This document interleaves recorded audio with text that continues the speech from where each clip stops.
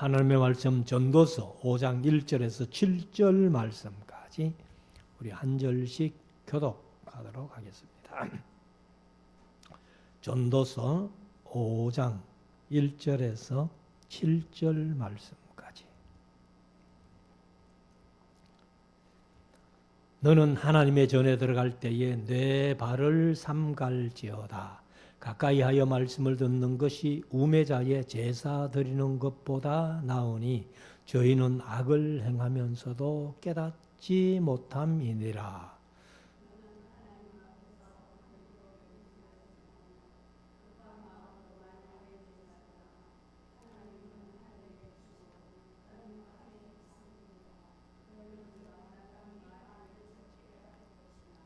일이 많으면 꿈이 생기고 말이 많으면 우매자의 소리가 나타나느니라.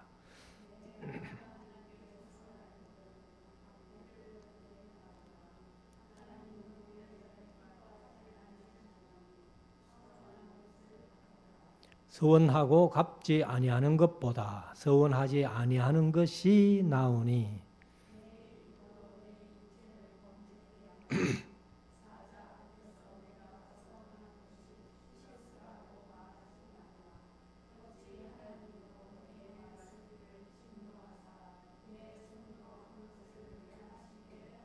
같이 읽읍시다.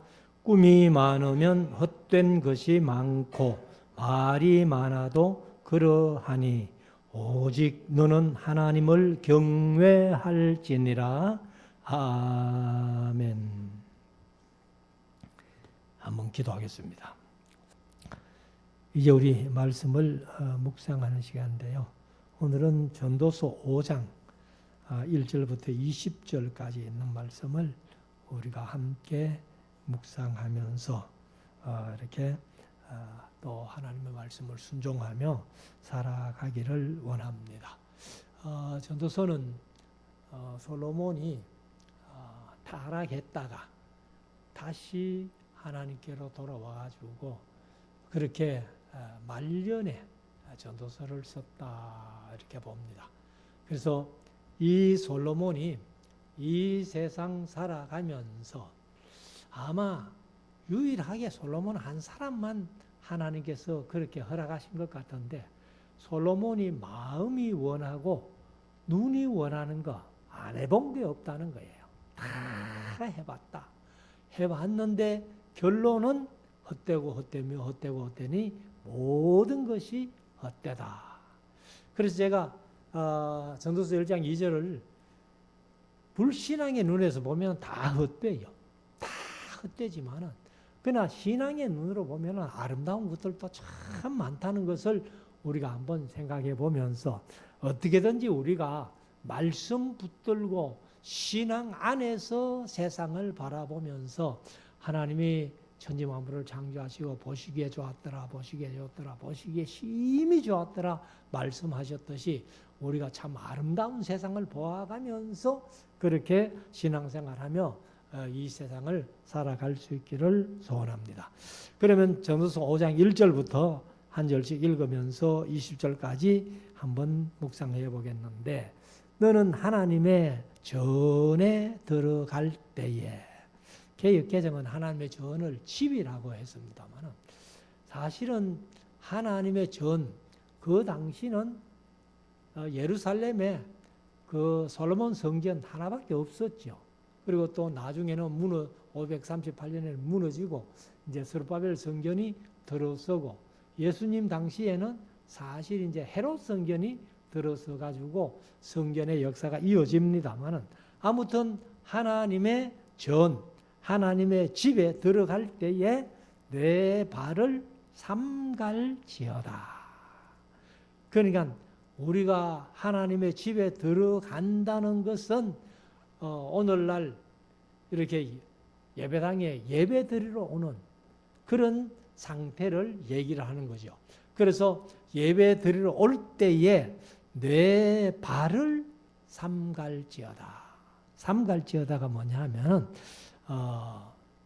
지키다, 준수하다, 보존하다, 감사하다, 주의하다. 그러니까 내 발을 주의하라는 거예요. 뭐 걸음 걷는데 주의 안 하면은 뭐 실족해서 넘어질 수 있겠습니다만 그런 얘기가 아니죠. 세상 살아가면서 하나님의 전에 올라가는 심정으로 항상 발을 금할 때는 금하고 이렇게 주의하면서 살다가 하나님의 집에 나오라. 그런 말씀이죠. 그래서 가까이 하여 말씀 듣는 것이 누구와 가까이에서? 하나님과 가까이에서. 그래서 제가 전에 주보에다가 예배의 의미를 뭐 한 1년은 더 올렸지 싶은데 프로스퀴네오 기억나세요 혹시? 프로스퀴네오 프로스 뭐를 향하여 퀴네오가 입맞추다 키스하다 그런 뜻이거든요. 그러면 예배가 뭐냐? 하나님께로 가까이 나가는데 얼마나 가까이 나갑니까? 입맞추기까지. 그렇게 가까이 나가서 이제 하나님의 말씀을 듣고 하나님께 찬양하고 하나님 앞에 기도하는 이런 것들이 예배인데 하나님을 가까이 하여 얼마나 가까이? 키스하기까지 가까이 가서 말씀을 듣는 것이 우매자의 제사 드리는 것보다 낫다. 그러면 우리가 사실 이 예배라는 것이 우리가 물론 찬송도 있어야 되고 기도도 있어야 되고 뭐 모든 순서가 있어야 되지만은 특별히 우리 기독교는 말씀 듣는 일을 절대로 게을리해서는 안 된다는 거예요. 그래서 느헤미야서 8장에 보면은 이 이스라엘 백성들이 이제 귀한 공동체가 에스라가 강사가 되고 느헤미야가 준비위원장이 돼가지고 율법을 낭독하여 주는데 온 백성들을 한 곳에 모아놓고 율법을 그때는 뭐 설교해 주는 것도 아니고 율법을 읽어주는 거예요.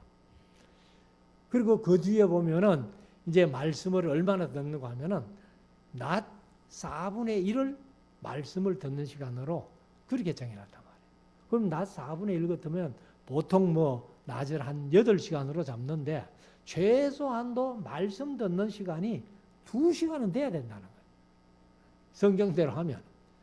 그런데 지금 뭐 제가 늘 그런 얘기 합니다만 우리 교회에서는 제가 설교가 조금 다른 목사님들보다 좀 긴 편이거든요.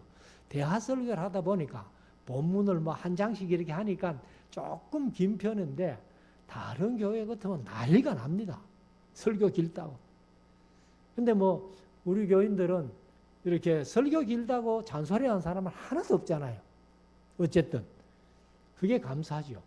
그래서 말씀을 하나님 가까이 하여 말씀 듣는 것이 우매자의 제사 드리는 것보다 그러니까 뭐 다른 교회에 말씀 없이 찬양하고 그냥 막 이렇게 예배 드리는 것보다는 말씀 들으면서 예배하는 것이 훨씬 낫다는 것을 여기에서 말씀을 합니다.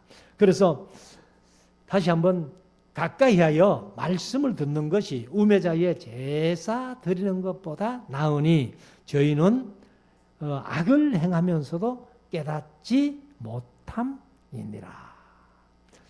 그래서 이제 말씀 듣는 것이 우매자의 제사 드리는 것보다 낫다.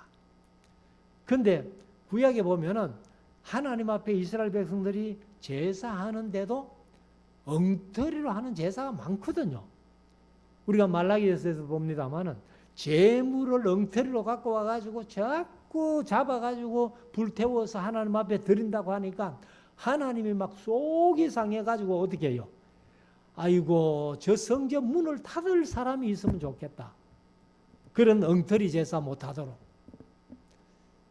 그래서 사실은 하나님의 소원 중에 소원이 호세아서 4장에 보면은 제사 드리는 것보다도 날 좀 알아도 하나님을 알아가는 것이 하나님의 소원이라는 거예요.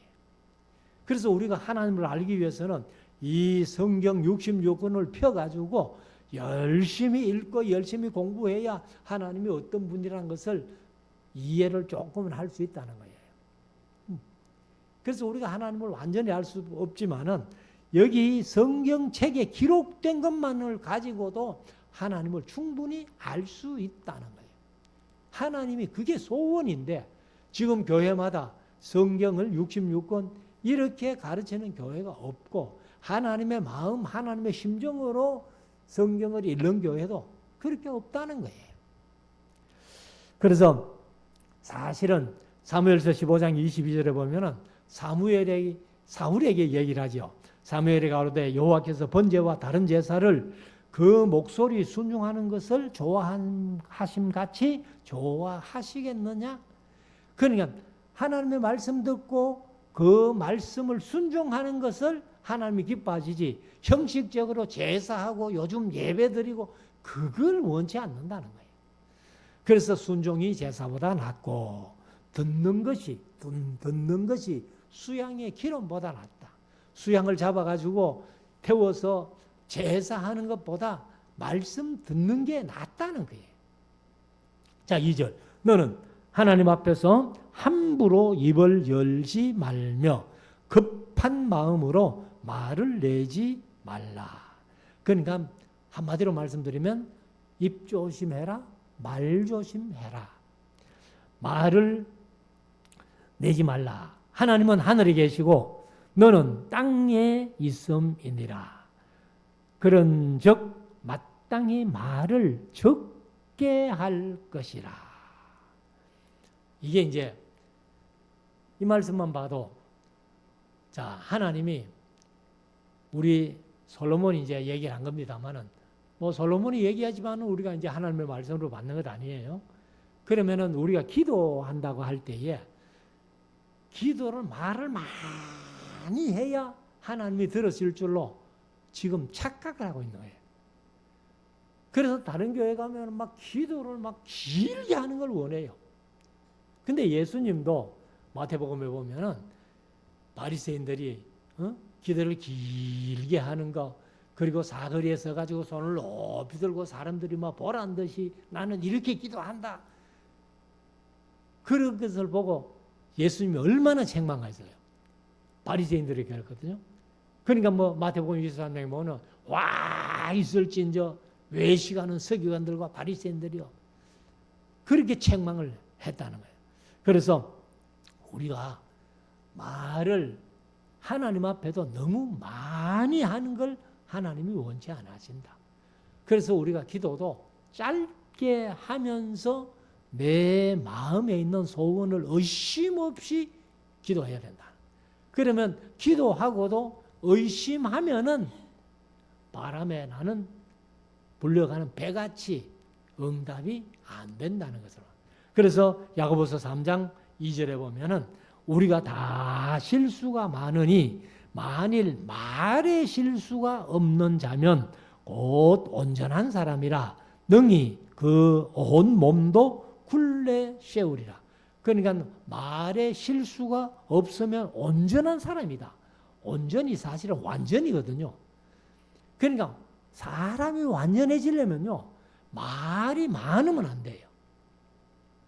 말을 적게 하면서 할 말만 한다면은 그 사람이 온전한 사람이다. 그래서 능히 온 몸도 굴레 세운다. 그러니까 이제 이 말을 사람을 못물게 재갈을 멀리듯이 그렇게 몸을 제어할 수 있다. 그런 의미가 됩니다.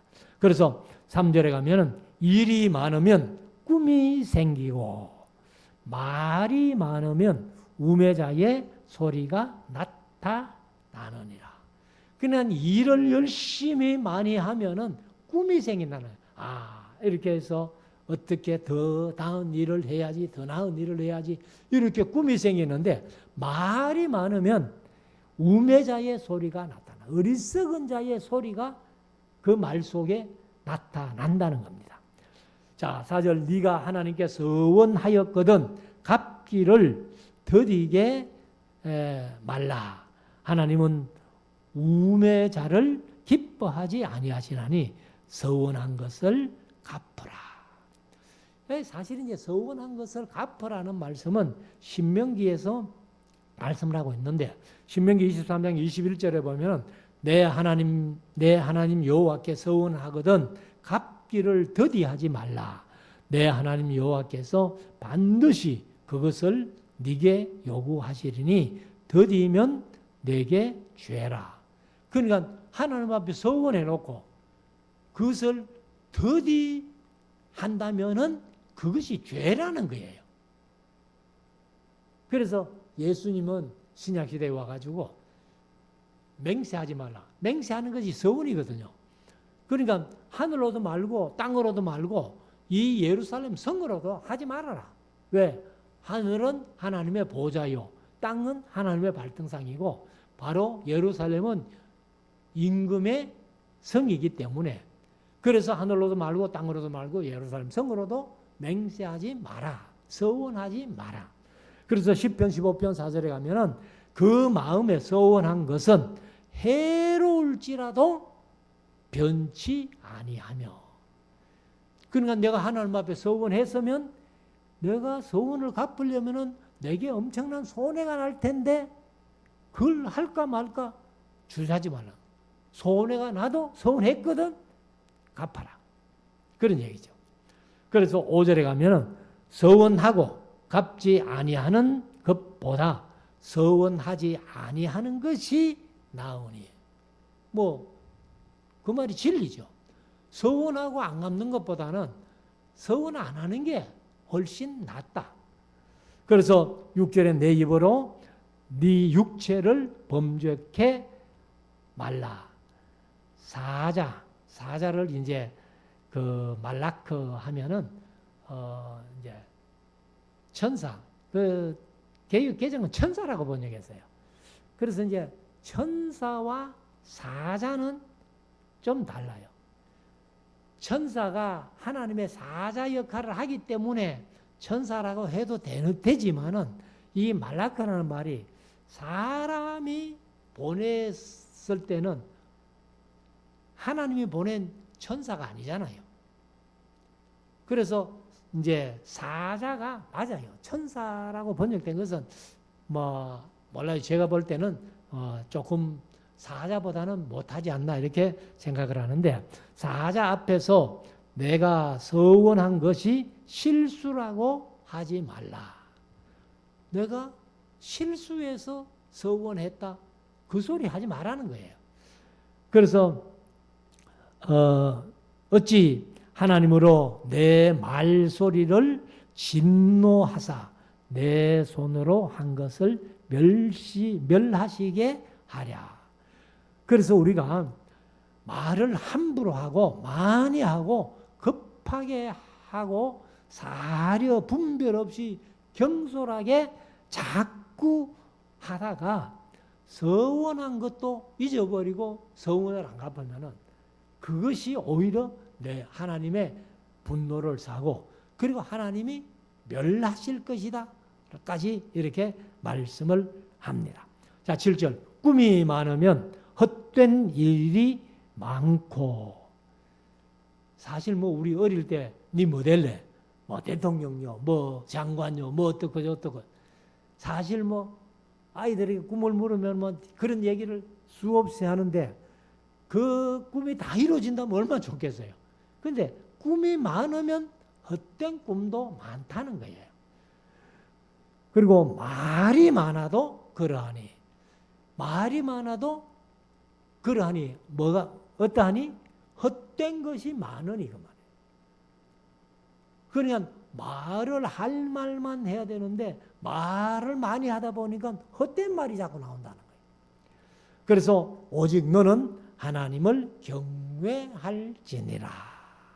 그래서 꿈을 많이 가지는 것도 중요하지만은 하나님을 경외함 속에서 기도하면서 하나님의 뜻을 찾아간다면은 그 꿈이 좋은 거지만은 또 말을 해도 우리가 하나님 앞에서 말을 한다면은 실수 없이 말하려고 애를 쓰기 때문에, 그래서 오직 너는 꿈이 많든지 말을 하든지 간에 하나님을 경외하는 마음으로 그렇게 해라 하는 것을 여기에서 말씀을 해주고 있습니다. 자, 8절. 너는 어느 도에서든지, 어느 도가 이제 지방이죠. 그래서 개정은 어느 지방에서든지 빈민을 학대하는 것과, 그러니까 가난하고 못 사는 사람들을 학대하는 것, 그리고 공의를 박멸하는 것을 볼지라도 그것을 이상히 여기지 말라. 높은 자보다 더 높은 자가 감찰하고 그들보다 더 높은 자들이 있음이니라. 그러니까 가난하고 궁핍한 사람들을 저 사람들이 왜 저렇게 학대하지? 그렇게 너무 이상하게 생각하지 말라는 거예요. 그 학대하는 사람보다 더 높은 사람이 있고 또 그 더 높은 사람보다 더 높은 사람이 있고, 그리고 최종적으로는 하나님께서 감찰하신다. 이렇게 말씀을 하고 있습니다. 그래서 우리가 사실은 이 세상을 살아가면서 항상 더 높은 사람이 있다는 것을 마음속에 명심하고 그 더 높은 사람이 감찰하고 있다는 것을 마음속에 새겨야 된다는 겁니다. 9절. 땅의 이익은 뭇사람을 위하여 있나니 왕도 밭의 소산을 받느니라. 사실 이 말씀은 다른 말로 하면 우리가 이제 농사가 농자천하지대본이라 그러잖아요. 그러니까 농사가 중요하다는 거예요. 그러니까 왕일지라도 땅의 소산을 먹고 살지, 땅의 소산이 없으면 뭘 먹겠어요? 그래서 우리나라가 물론 공업화되어서 나라는 잘 살게 됐어요.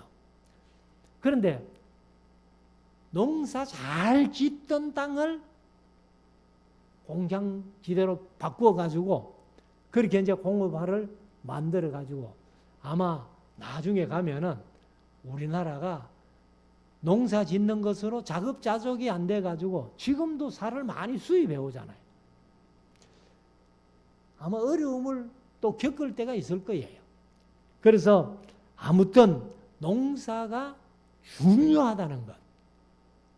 그래서 제가 강의하면서 가끔 말씀드렸습니다만 사람이 가장 보람 있는 일이 사람 생명을 살리는 일이 보람 있는 건데, 그래서 말씀을 가지고 전하고 전도하고 하는 것은 영적으로 사람을 살리는 것이고, 육적으로 사람을 살리는 일은요, 병원이 살리는 게 아니에요.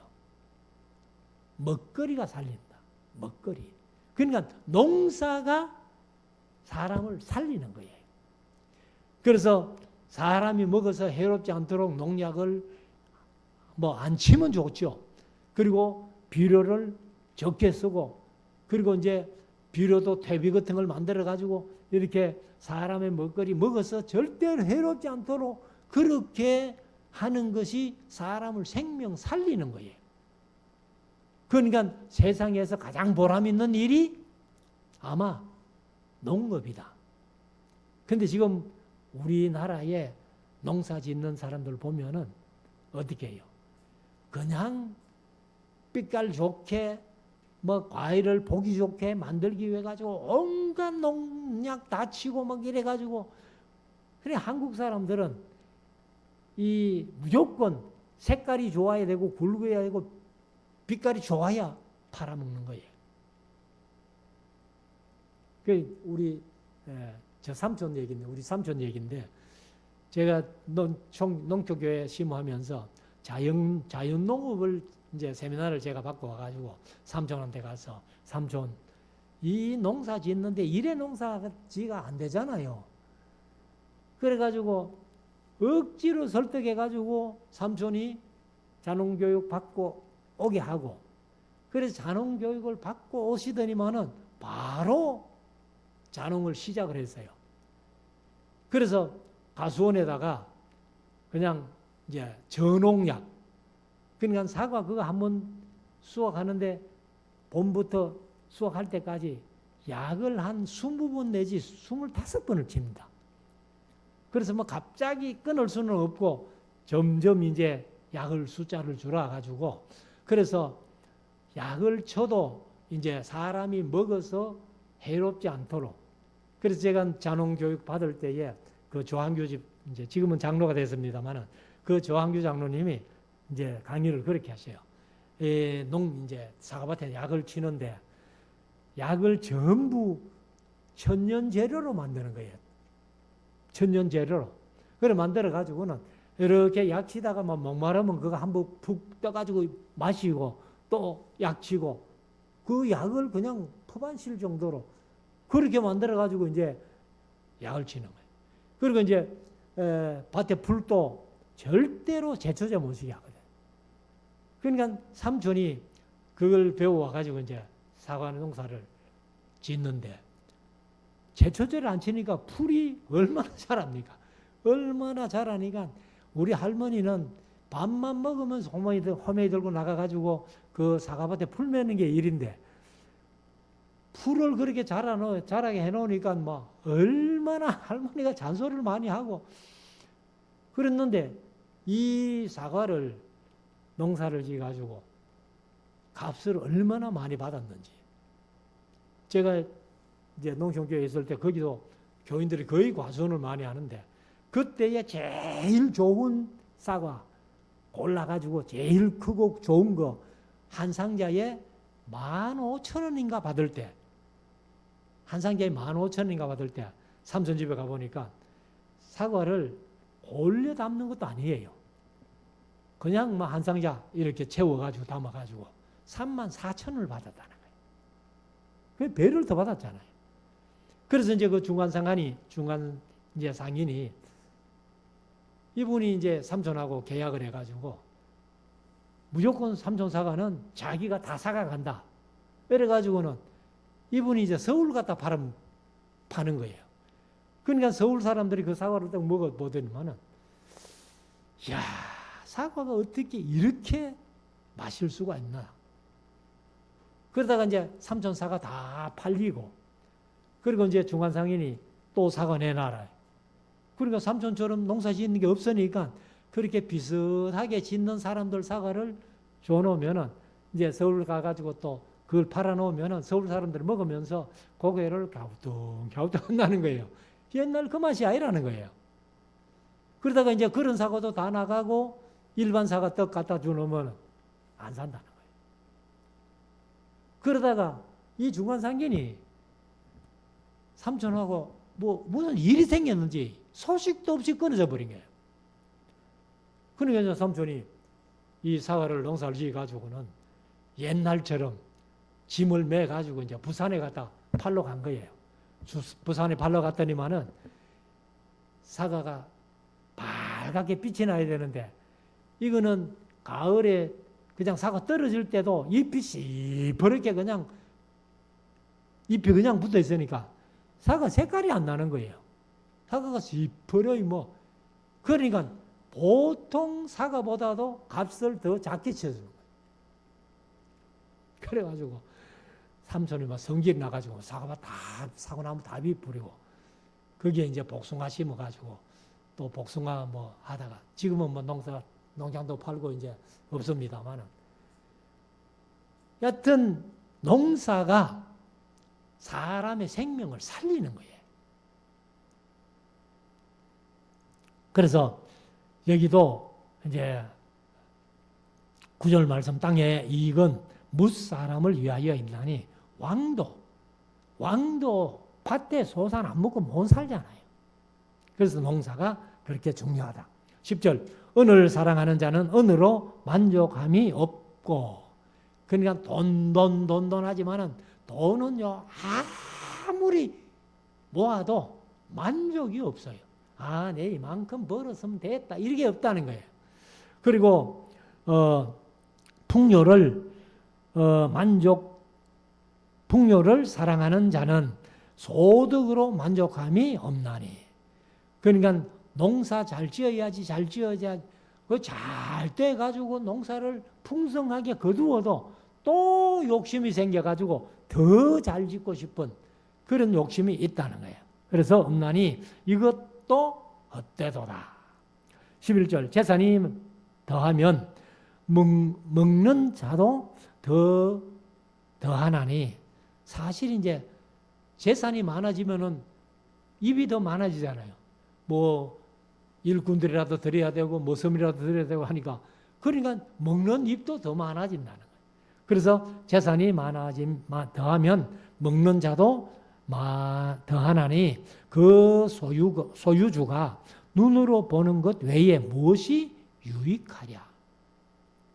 12절 노동자는 먹는 것이 많든지 적든지 잠을 달게 작으니와.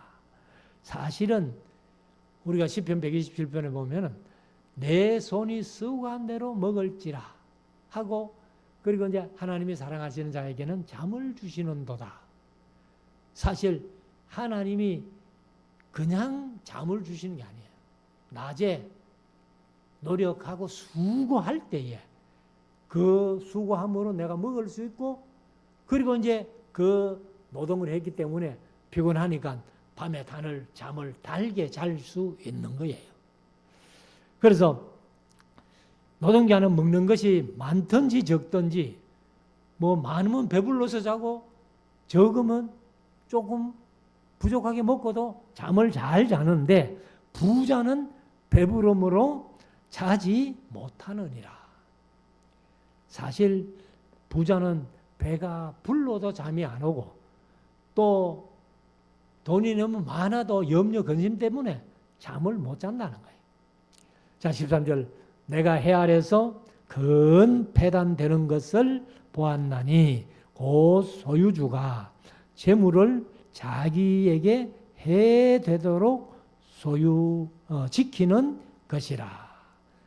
개혁개정은 소유하는 것이라 이렇게 했는데, 사실은 이게 이제 해 아래서 큰 패단되는 것을 솔로몬이 보았다 하면서, 소유주가 자기에게 해가 되도록 자기 소유를 지킨다는 거예요. 그러니까 돈 많아가지고 어떻게 이걸 지킬까 그렇게 염려하고 걱정이 돼가지고 밤에 잠도 못 자고. 사실요, 우리가 이제 누가복음에 보면은 어리석은 부자가 나오잖아요. 12장인가 거기 보면 어리석은 부자가 나오는데, 어리석은 부자가 이 남의 것을 도둑질한 것도 아니고 자기가 농사를 열심히 해가지고 많은 풍성한 수확을 거두어가지고, 아이고 이게 너무 많아가지고 창고가 적은데 어떡할꼬 하고 창고를 크게 지어가지고 이제 그 농사를 주수해가지고 창고에 넣었다는 거예요. 넣어놓고는 왜 그 부자가 어디서 가면은 자기에게 얘기를 해요. 내 영혼아, 저 창고에 먹을 것을 저렇게 많이 사놔놨으니까 이제는 평안히 먹고 마시고 즐기고 쉬자. 그 부자가 생각을 그렇게밖에 못하는 거예요. 자기가 그렇게 풍성한 소유로 곡식을 만들어 놨거든. 불쌍하고 가난한 사람들을 생각하면서 좀 나눠주고 이래야 할 텐데, 그런 생각은 전혀 없고, 내 영혼아 이제는 많은 것을 사두었으니까 평안히 막 먹고 마시고 즐기고 쉬자. 그러니까 하나님께서 뭐라 했어요? 어리석은 자여. 그래서 어리석은 부자가 된 거예요. 어리석은 자여, 오늘 밤에 내가 네 영혼을 데려갈 것인데, 그러면 그 창고에 그렇게 사놓은 것이 네 것이 되겠느냐? 그래서 우리가 돈 버는 것도 중요하지만요, 잘 쓰는 것도 중요하다는 것을 말씀을 합니다. 14절 그 재물이 재난을 인하여 패하나니 비록 이들은 아들은 낳았으나 그 손에 아무것도 없느니라. 제가 모태에서 벌거벗고 나왔은즉 그 나온 대로 돌아가고 수고하여 얻은 것을 아무것도 손에 가지고 가지 못하리니. 이것은 이제 욥이 한 얘기 아니에요. 내가 적신으로 나와선즉 적신으로 돌아가는 것이 마땅하지 않겠느냐. 그래서 이야기 속에 그런 이야기가 있죠. 어떤 지혜자. 저는 그 지혜 이제 그렇게 한 사람이 나폴레옹이라고 알고 있는데 뭐 잘못하는지 모르겠습니다만은 유언을 할 때 어떻게 유언해요? 내가 죽고 장례식 할 때에 관에다가 구멍을 뚫어 가지고 내 두 손을 관 밖으로 내라는 거예요. 그래 가지고 모든 사람들이 다 보도록. 왜? 나도 빈손으로 간다.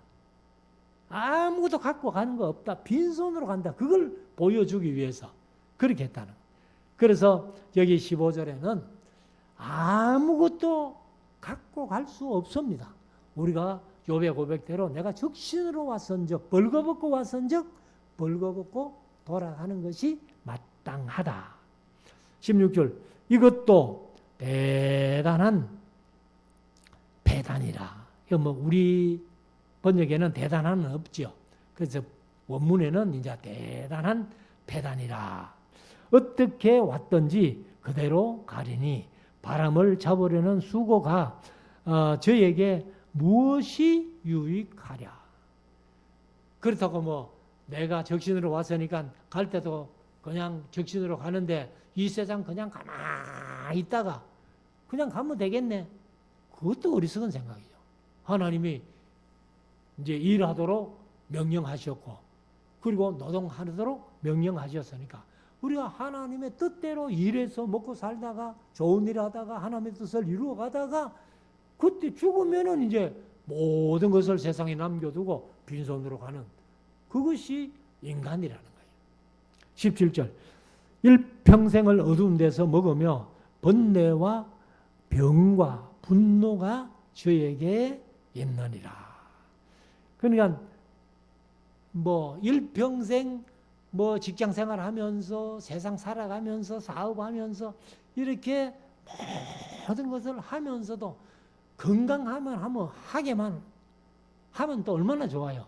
그런데 번뇌도 많고 병도 많고 뭐 때로 사업하고 뭐 직장 생활하다 보면 분노도 생기고 이렇게 모든 것을 겪으면서 살아간다는 것을 여기에서 얘기를 해주죠.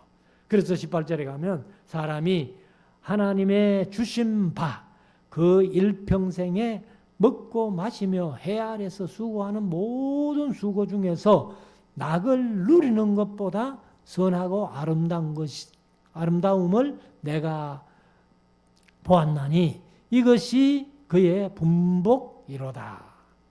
사실은요, 여기 이제 얘기한 대로 하나님께서 우리를 이 세상에 보내주셔가지고 일평생에 먹고 마시도록 헤아려서 이제 수고를 해야 먹고 마시죠.